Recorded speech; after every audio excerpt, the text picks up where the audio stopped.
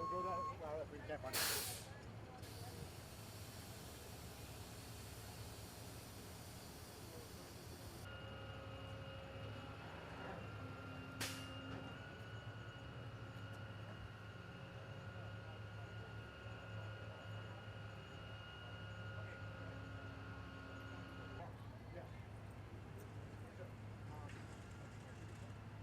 They're stuck on their part.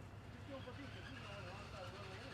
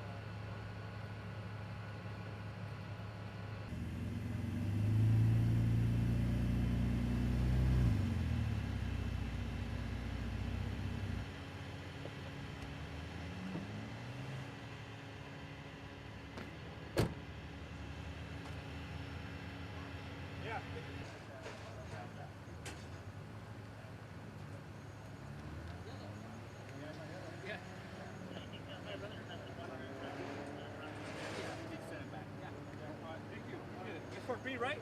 Yes. All right.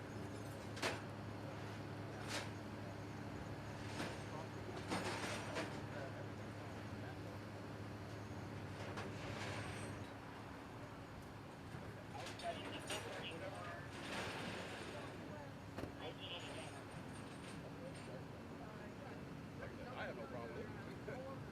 Hey, you guys have a few footage?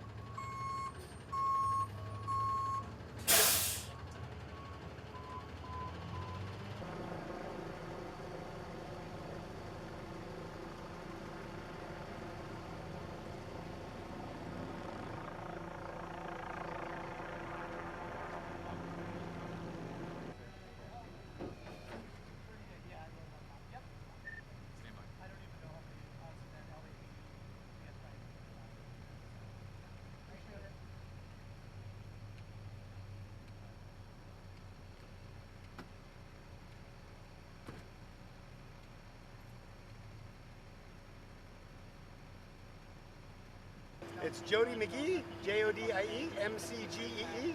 I'm a sergeant for the Valley Traffic LAPD. Just give me a rundown tonight. This is, would you describe this as the Street Racing Task Force? I mean, what was the goal tonight? Yes, I'm in charge of the Street Racing Task Force for the Valley, and tonight we had a large presence of officers that were set up for the task force because typically, as we know from last year, Cinco de Mayo brings out a lot of these street racers. They like to go out, create havoc in the streets and the intersections, thinking it's all fun. They like to make, videos of it. But the problem is people are getting injured and killed by these guys when they're swinging. It's the guys doing the donuts. They lose control. They hit the crowd, the spectators that are watching what's going on. And then what happens as soon as they hit somebody, they take off. So now you have a hit and run. And if that person's injured, it could be a felony. So that's why we're here. We're trying to curtail the activity Also, alcohol is a lot of times involved, especially Cinco de Mayo is a big drinking night. So with these guys, if they're under the influence of alcohol and they're doing donuts and you have a large crowd presence, that's just a bad mix. So we're here to try and help alleviate that or stop the problem. Looking at the group here tonight, let's go through the numbers. How many public contacts did you guys make in this crowd, just approximately? Probably, how many arrests? Probably this one, no arrests, although they are called arrests. We've stopped about 20 to 25. They're spectators. What happened was we were coming to the intersection trying to get the guys doing the donuts and break up the activity. We couldn't get through because there was so many cars blocking the roadway. And the problem is they're not blocking the road with them in the cars. They leave their vehicle, go up and take videos of what's going on, and then they try and run back to their cars. Well, we couldn't get to those, but we got to all these cars. That's why if you see all the impounded cars behind me, they're all going for blocking the roadway because they're basically facing westbound on eastbound lanes. And then you have cars over here on the side that are parked in a no parking zone anytime. So they're all going for blocking. Now everybody in the car basically gets a cite. It's a RFC, release from custody. It is an arrest, but they're released to here at the scene, and it's a spectating ticket. Approximately how many vehicles were impounded this evening? I believe so far we've had about 9 or 10 vehicles this evening. Earlier we had another incident up at Foothill and Balboa. We actually did catch the guy swinging. We arrested him. He actually went to Van Nuys jail for the reckless. We got his passenger for spectating, and we impounded that car for 30 days. These cars behind me are only impounded for one night, but still, it's at the cost of the driver. And approximately how many, I mean, we're looking at drivers and passengers here. So altogether, about 25 passengers and drivers mix. Are you guys looking at stepping up enforcement? I know during COVID, we saw a lot of cars out on the road, speeding. Pre-COVID, this wasn't as big of an issue, I would say. During COVID, it really hit its height because the roadways were open. People were getting very frustrated. They couldn't go anywhere.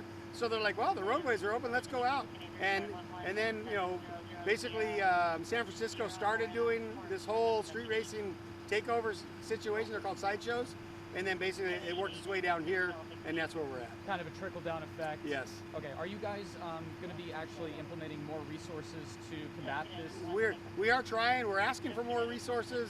I know the citizens are definitely asking for more resources because, I mean, if you're trying to get to work or you're trying to go home from work, this is the last thing you want to be stuck in for an hour trying to get through. Not to mention it's dangerous. Yes. And, you mentioned there was a CHP component as well. Does CHP come in and deal with other aspects of the vehicle? Yes, CHP, they help us out a lot. We work hand in hand with them. Tonight we're working jointly with them, and they can do certain things that we cannot do because they have different policy and procedure. So we work with them hand in hand. It's really great.